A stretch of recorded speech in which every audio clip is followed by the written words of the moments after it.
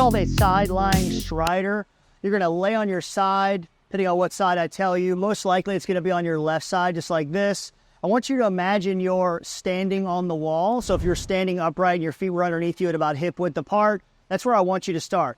I don't have locked knees. I really don't want to hyperextend them. They can be fairly straight. They don't have to be super bent, but we may need to adjust that based on how you feel once you try this out. So I want you to start by finding those foot contacts in both feet, and then I want you to shift this foot up just a little bit. So in this case, my right foot, I'm going slightly above my hip, and I'm going to open it up just a little bit. You may have to play around with this angle for you as well, but most likely slightly away from parallel with the toes, away from the ground a little bit more than the heel is where we're going to start. Once you find this position, I want you to push into the outer heel and find a little bit of this outer glute turn on. It's a C-shaped muscle on the side. A lot of things working together here, but you should feel tension kind of at the top, and it could kind of run around in almost a half moon shape, just like this. Once you find that, I want you to exhale, relax your abs, sink into the ground.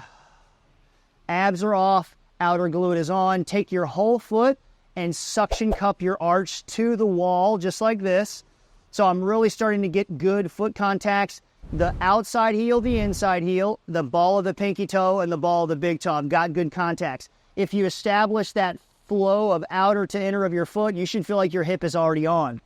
Once you connect this foot to the wall, we're going to bring this knee up, and you're already going to feel like you're a little bit heavier on the bottom hip, which in this case is your left hip, okay? Once you establish this position, without moving my hip too far away from my foot or locking my knee, I'm going to get long through my spine, almost like somebody's measuring my height, and I'm going to make sure that my shoulders are stacked just like this. I'm really, really getting heavy through the wall. I'm going to exhale, relax my abs. My lower abs are going to sink in when I exhale. That's almost going to allow me some more push into the wall.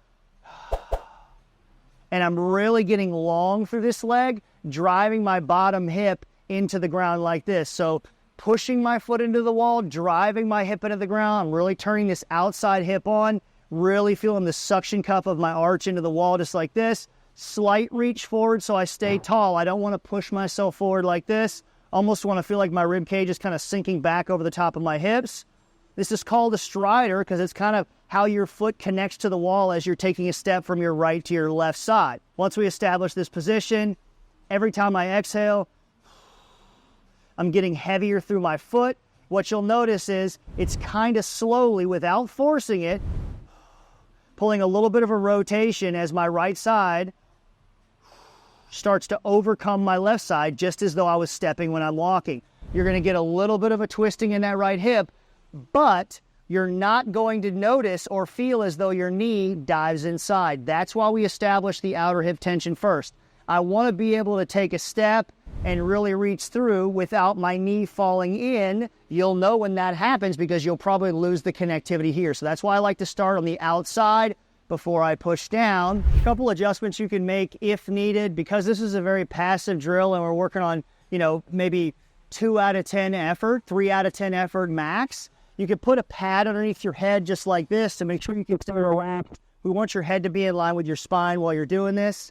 If you don't have a pad or a rolled up yoga mat, you can easily put your hand underneath your head like this and then just complete the drill the same way. Now, a common mistake when you're setting up is putting your foot too far behind you, thinking you really need to push off of it, and that's not the case at all right here. The push off and the rotation is kind of later in the set. It's very more subtle than that. So I want to make sure that you set your shoelaces or the middle of your foot in line with your pocket. So if you were standing up, your feet are right underneath you, and I got a straight line going all the way down, and then you can set up going from there. This is a very low, very passive, low-intensity drill. You cannot force the contraction. Don't try to squeeze your glute. You're really going to try to get length through the leg and really push yourself away from the wall, and that's how you'll find the contraction. So side-lying strider, just like you're taking a step, nice and slow, breathe very relaxed, and you'll get even more contraction. That's how it's done.